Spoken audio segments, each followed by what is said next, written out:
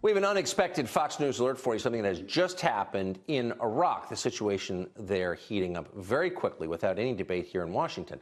Iraqi television has just confirmed that Qasem Soleimani, a former general in Iran's Revolutionary Guard and a commander of the Quds Force, has been killed in a rocket attack, apparently initiated by the United States, near the Baghdad airport, along with the top official in the Iraqi Shiite militia. Now, what were they doing in Iraq? Unclear. But his death comes several days after tensions kind of came out into the open in that country. Last week, if you've been following this, you know, an American civilian contractor was killed by militants in Iraq. The U.S. government blamed that attack on Iran, and it retaliated with strikes. In response, protesters blockaded the U.S. embassy in Baghdad. It's basically where we were when the show started tonight. Defense Secretary Mark Esper warned that the United States is prepared to launch additional preemptive military strikes against Iranian interests in the region, which apparently are what we are seeing right now. Now, again, there's been virtually no debate or even discussion about this, but America appears to be lumbering toward a new Middle East war. And we have to say it's one that official Washington has wanted for decades. For example, disgraced National Security Advisor John Bolton has made it his life's mission to start a war with Iran. And tonight, Bolton may be finally getting his wish. Should you be happy about that? That's the question. Well, the last time we took John Bolton's advice in the region, Iran became far more powerful than it was before we took John Bolton's advice. Why? Because things are never quite as simple as they claim they are in Washington.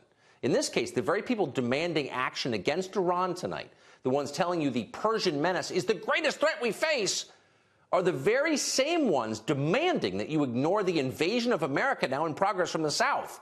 The millions, the tens of millions of foreign nationals living among us illegally, the torrent, more significantly, of Mexican narcotics that has killed and disabled entire generations of Americans. Nobody cares, in case you haven't noticed. Pay no attention to all of that. These very same people tell us the real threat is Iran. Well, they're liars, and they don't care about you. They don't care about your kids. They're reckless and incompetent. And you should keep all of that in mind as war with Iran looms closer tonight.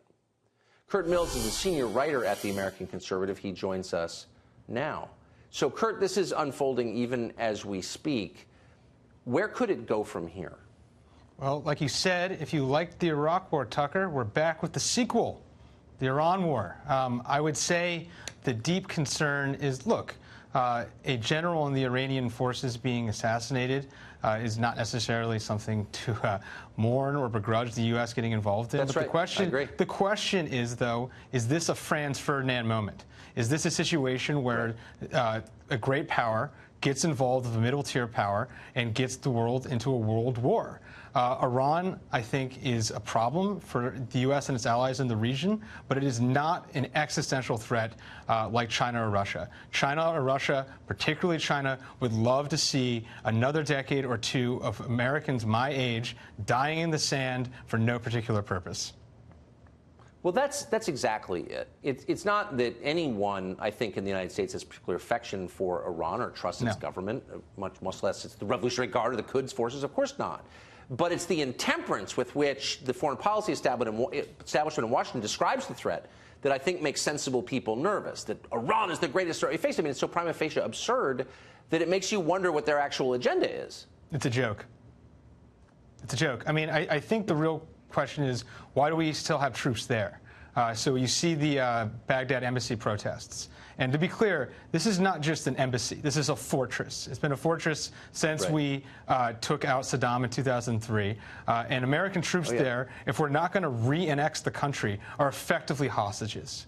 They're sent there. So the question, the president, who I think rightfully ran in 2016 against the Bush legacy, the question is, does he want to re-invade Iraq? I understand there are people in his cabinet that are selling him that Iran is not Iraq. But the fact of the matter is, Iran is quite similar to Iraq. We're talking about Iraq. 16 years later, it's still Iraq. In order to counter Iran, I think the choice is clear. The president should contain Iranian influence in the region, but should avoid a hot war, which we are barreling towards at all costs.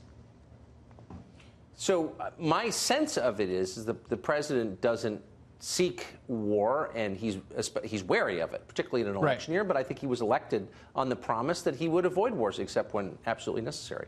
But there are a lot of people around him, and certainly in the city of Washington, who've been preparing for this, agitating for it. Bolton's one of many, for an awfully long time. And you wonder if it's possible that he might be outmaneuvered by them, and that we might find ourselves moving toward war despite what the president wants.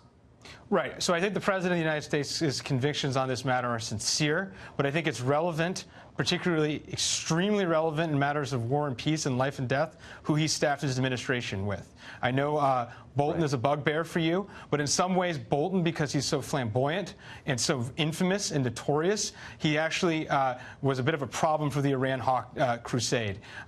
More middleweight, more circumspect managers like Robert C. O'Brien, the Bolton's successor, might actually be more effective at Trojan horsing what I think would be a tragedy in the Middle East.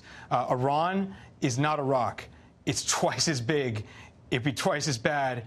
We're weaker than we were 16 years ago. If President George W. Bush struggled to win re-election in 2004, if Trump does this, he's cooked. I think that's right. Kurt Mills, great to see you tonight. Thank you for that. Thanks.